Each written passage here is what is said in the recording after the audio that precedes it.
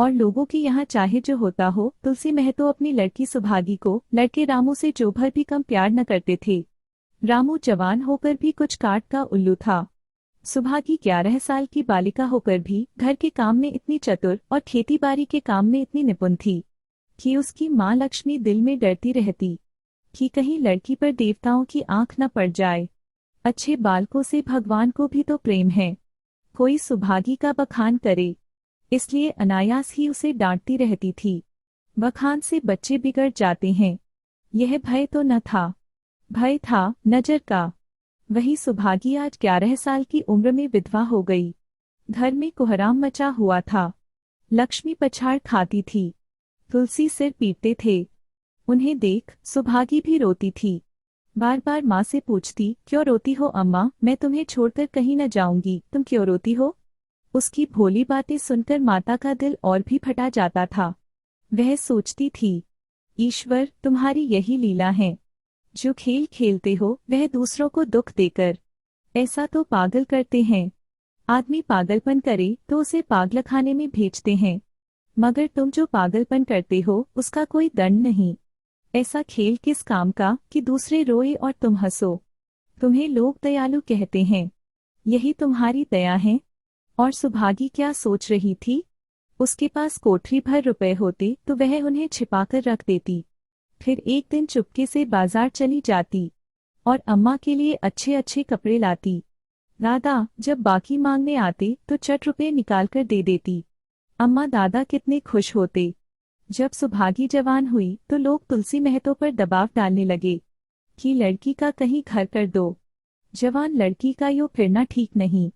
जब हमारी बिरादरी में इसकी कोई निंदा नहीं है तो क्यों सोच विचार करते हो।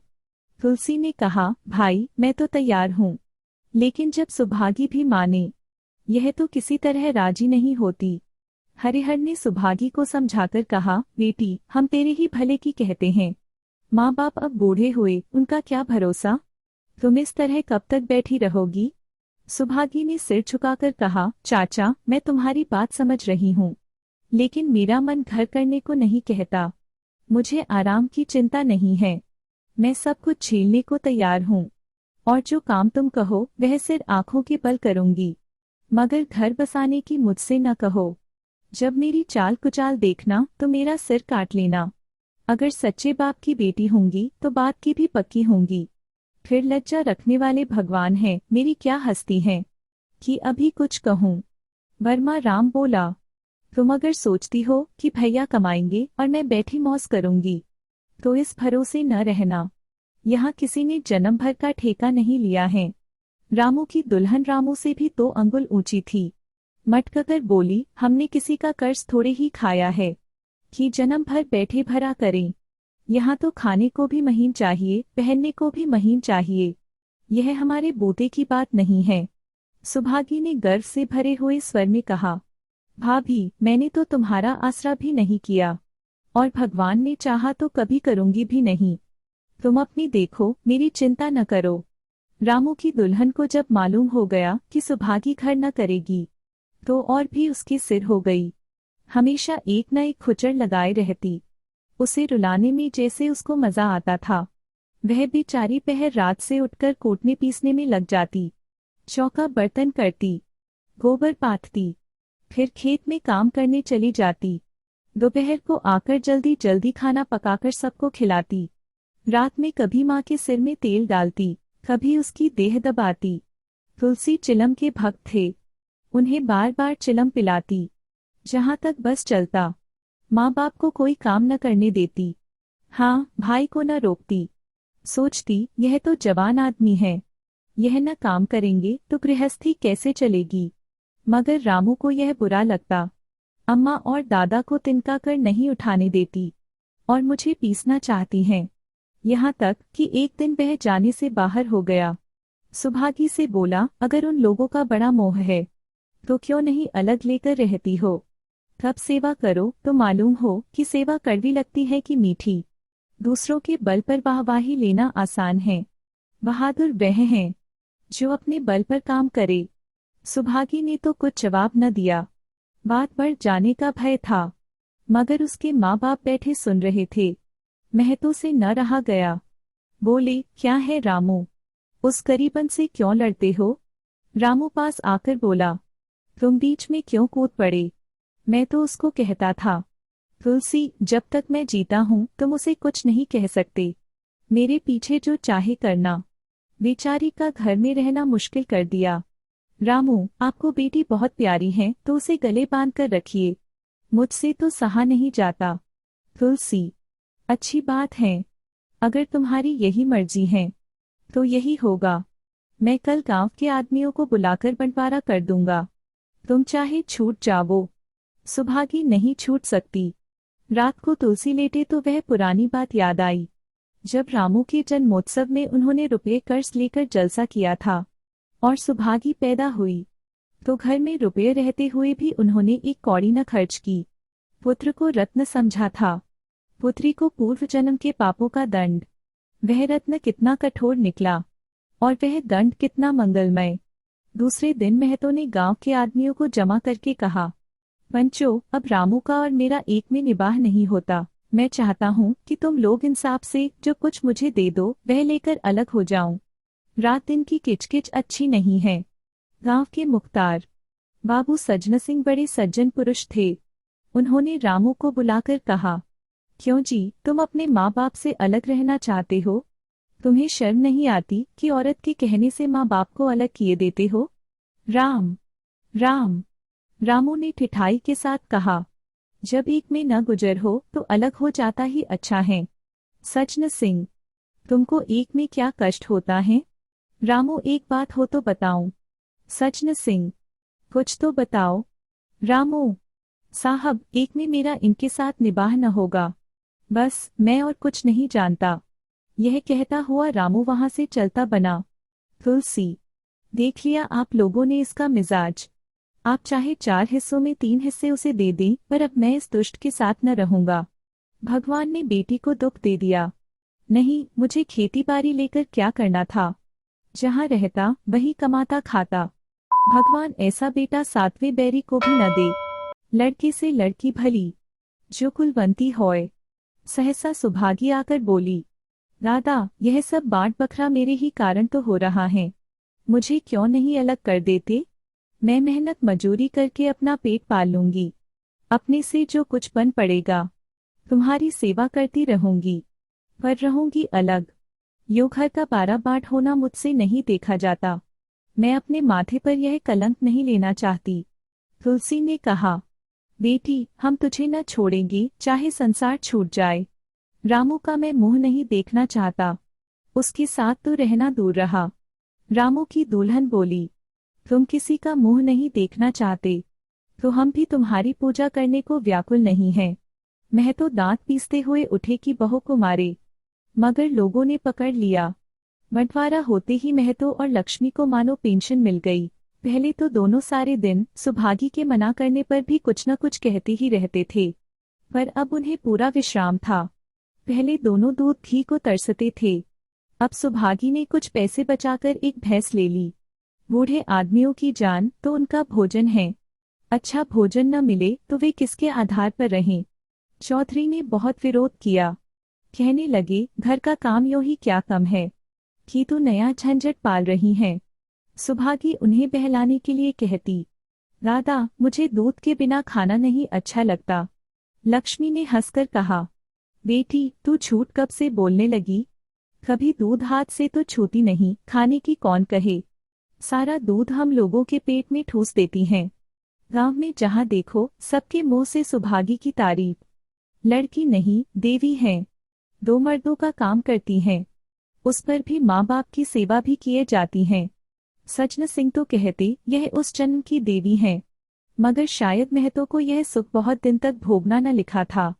7-8 दिन से महतो को जोर का ज्वर चढ़ा हुआ था, देह पर कपड़ों का तार भी नहीं रहने देते। लक्ष्मी पास बैठी रो रही हैं, सुभागी पानी लिए खड़ी हैं। अभी एक क्षण पहले महतो ने पानी मांगा था, पर जब तक वह पानी लाई उनका जी डूब गया और हाथ पांव ठंडे हो गए। सुभागी उनकी यह दशा देखते ही रामू के घर गई और बोली, भैया चलो देखो, आज दादा न जाने कैसे हुए जाते हैं, 7 दिन से ज्वर नहीं उतरा। रामू ने चारपाई पर लेटे लेटे कहा, तो क्या मैं डॉक्टर हकीम हूँ कि देखने चलूं? जब तक अच्छे थे तब तक तो तुम उसके गले की हार बनी हुई थी। अब जब मरने लगे तो मुझे बुलाने आई हो। उसी वक्त उसकी दुल्हन अंदर से निकल आई और सुभागी से पूछा, दादा को क्या हुआ दीदी? सुभागी के पहले रामू बोल उठा, हुआ क्या है? अभी कोई मरे थोड़े ही जाते हैं। सुभागी ने फिर उससे कुछ न कहा, सीधे सजना सिंह के पास गई। उसके जाने के बाद रामू हंसकर स्त्री से बोला, क्रिया चरित्र इसी को कहते हैं। स्त्री, इसमें क्रिया चरित्र की कौन सी बात है? चले क्यों नहीं जाते? रामू में नहीं जाने का। जैसे उसे लेकर अलग हुए थे वैसे उसे लेकर रहे।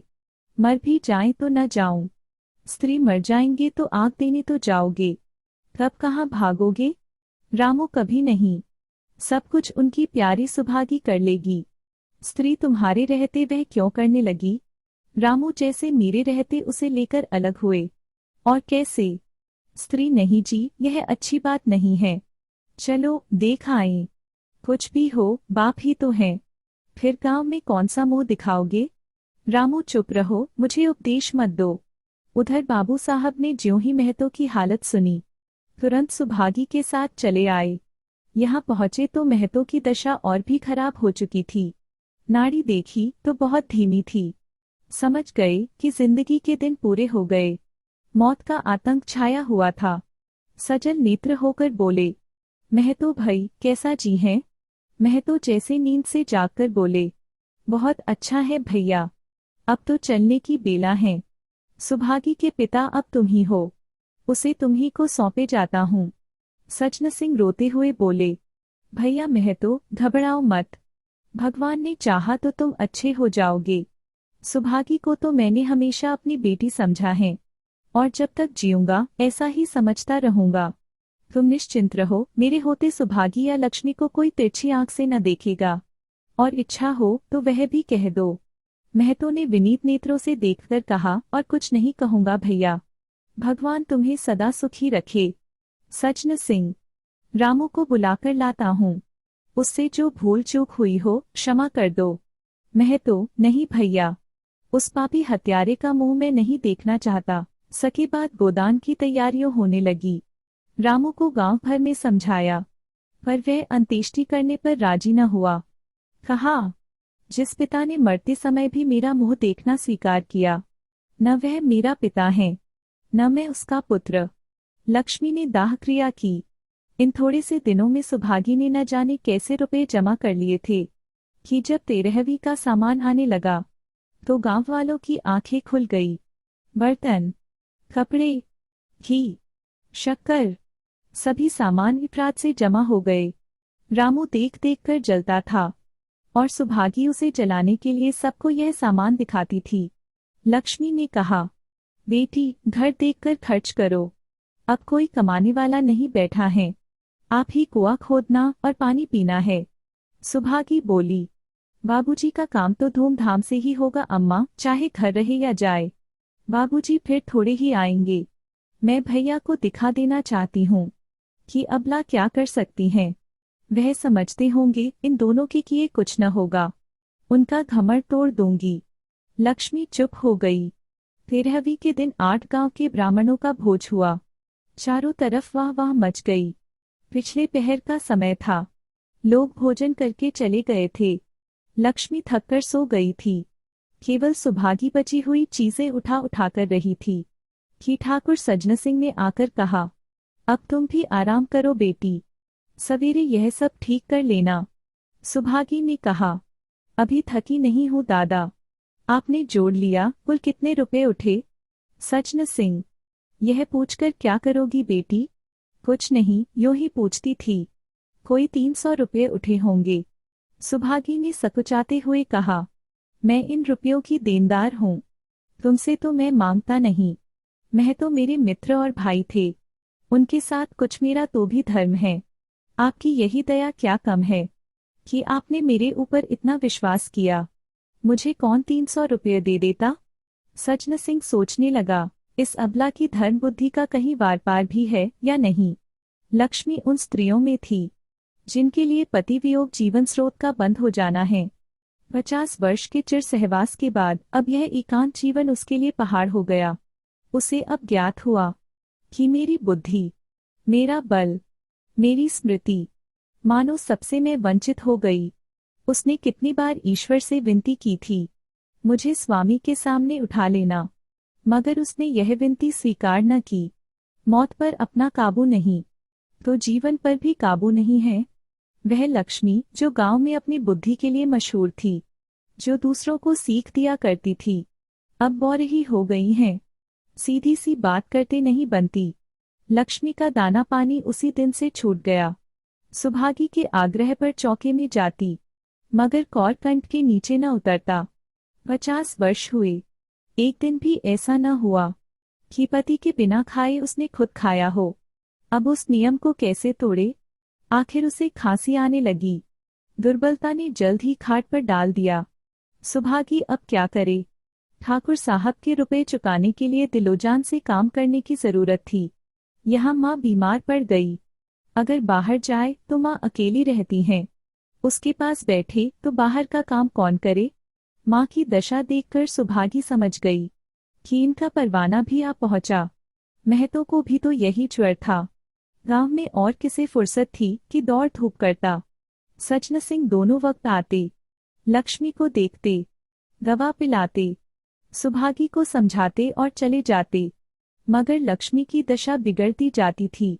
यहाँ तक कि 15वें दिन वह भी संसार से सिधार गई। अंतिम समय रामू आया और उसके पैर छूना चाहता था, पर लक्ष्मी ने उसे ऐसी झिड़की दी कि वह उसके समीप न जा सका। सुभागी को उसने आशीर्वाद दिया, तुम्हारी जैसी बेटी पाकर तर गई। मेरा क्रियाकर्म तुम ही करना। मेरी भगवान से यही अर्जी है कि उस जन्म में भी तुम मेरी कोख पवित्र करो। माता के देहांत के बाद सुभागी के जीवन का केवल एक लक्ष्य रह गया, सचन सिंह के रुपये चुकाना। 300 रुपये पिता के क्रियाकर्म में लगे थे, लगभग 200 रुपये माता के काम में लगे, 500 रुपये का ऋण था और उसकी जान। मगर वह हिम्मत न हारती थी। 3 साल तक सुभागी ने रात को रात और दिन को दिन न समझा। उसकी कार्यशक्ति और पौरुष देखकर लोग दांतों तले उंगली दबाते थे। दिन भर खेती-बाड़ी का काम करने के बाद वह रात को 4-4 पसेरी आटा पीस डालती। तीसरे दिन 15 रुपये लेकर वह सजन सिंह के पास पहुंच जाती। इनमें कभी नागा न पड़ता। यह मानो प्रकृति का अटल नियम था। अब चारों ओर से सगाई के पैगाम आने लगे। सभी उसके लिए मुंह फैलाए हुए थे। जिसके घर सुभागी जाएगी उसके भाग्य फिर जाएंगे। सुभागी यही जवाब देती। अभी वह दिन नहीं आया जिस दिन सुभागी ने आखिरी किश्त चुकाई। उस दिन उसकी खुशी का ठिकाना न था। आज उसके जीवन का कठोर व्रत पूरा हो गया। वह चलने लगी तो सजन सिंह ने कहा, बेटी, तुमसे मेरी एक प्रार्थना है। कहो कहूँ, कहो न कहूँ, मगर वचन दो कि मानोगी। सुभागी ने कृतज्ञ भाव से देखकर कहा, दादा, आपकी बात न मानूंगी तो किसकी बात मानूंगी? मेरा रोया रोया आपका गुलाम है।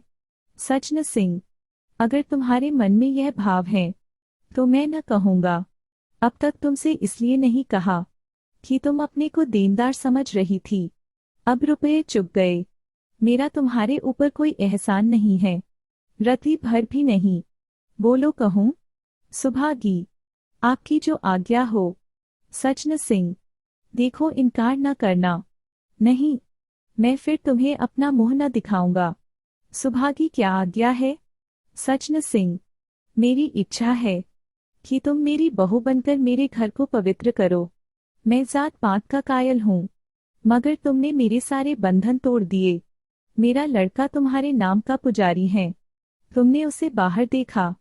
बोलो, मंजूर करती हो?